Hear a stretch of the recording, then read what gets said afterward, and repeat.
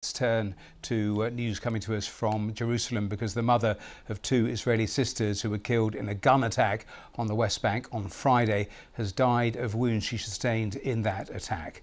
The family has released pictures of Lucy D, seen here with her two daughters, Maya and Rina. The three of them were travelling in a car when a gunman opened fire on them. The two sisters died at the scene. Well, let's go live to Jerusalem and to our correspondent Lucy Williamson. And Lucy, terrible news just emerging in the last, half an hour or so.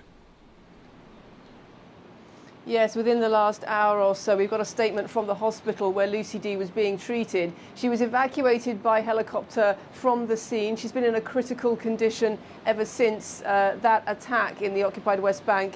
And we've got a statement through today saying that despite teams fighting for her life over the past few days, despite supreme and unceasing efforts, she has now been declared dead. Of course, this comes just a day after her husband, Rabbi Leo D, held a funeral for his two daughters who were killed in that attack. And it was clear what a difficult occasion that was for him and also for his three remaining children, all of whom who spoke at the funeral.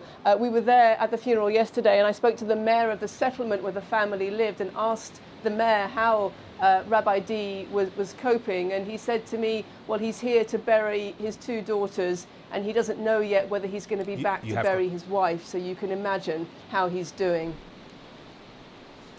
And Lucy, in terms of the tension in the area, it's been a terrible, 4 or 5 days. What is it like at the moment?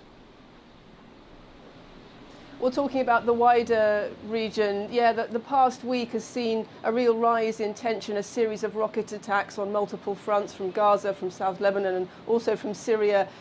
Israel responding with airstrikes in those areas. And a lot of the rise in tension has been attributed to the actions of Israeli police at the Al-Aqsa Mosque here in Jerusalem. There were scenes of the police going in to clear the mosque of people who were barricading themselves inside, and confrontations between the two inside the mosque.